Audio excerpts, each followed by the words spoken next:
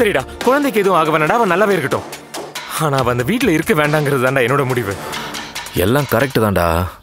ஆனா எனக்கு என்னமோ நீ இந்த விஷயத்த அம்மா கிட்ட சொல்றதான் பெட்டர்னு தோணுது. அப்புறம் நீ எதுக்குடா போலீஸ்ல ஒருத்தர் இருக்க? தொட்டதுக்குலாம் அம்மா தான் வரணும்னா அப்ப நாமளா இருக்கிறதுக்கு என்னடா அர்த்தம்? டேய் புரிஞ்சுக்கோடா, காரணம் இல்லாம நான் அந்த மாதிரி சொல்லல. எனக்கு மறுபடியும் போஸ்டிங் கிடைக்கும் போது டிரான்ஸ்ஃபர் ஆயிடும்னு அப்பா கிட்ட நேத்து தான் சொல்லிக்கிட்டு இருந்தேன். அதுக்குள்ள எப்படியாவது அண்ணியை தேடி கண்டுபிடிக்கணும்னு சொல்லும்போது வாயை மூடிட்டு பேசாம இருன்னு சொன்னாரு.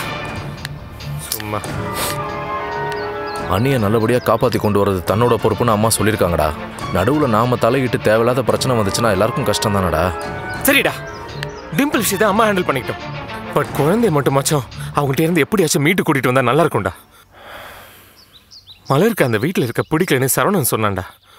இன்னைக்கு நடந்த மாதிரி இன்னொரு தடவை நடந்துச்சுன்னா அந்த குழந்தை மறுபடியும் வீட்டுல இருந்து தப்பிச்சு வந்தா பெரிய ப்ராப்ளம் ஆயிடும்டா. இந்த சந்தி அவளை வீட்டுக்குள்ள அடைச்சு வச்சு கண்டிப்பா சித்திரவதை பண்ணுவாடா. டே டே யோசிக்காதடா. டிம்பிளையும் கண்டுபிடிச்சாகணும், அந்த குழந்தையும் எப்படியாச்சும் அந்த வீட்டுல இருந்து கூட்டிட்டு வந்தே தீரணும்டா. ஏதாவது பண்ணி ஆகணும்டா கௌதம், கண்டிப்பா ஏதாவது பண்ணி ஆகணும்டா.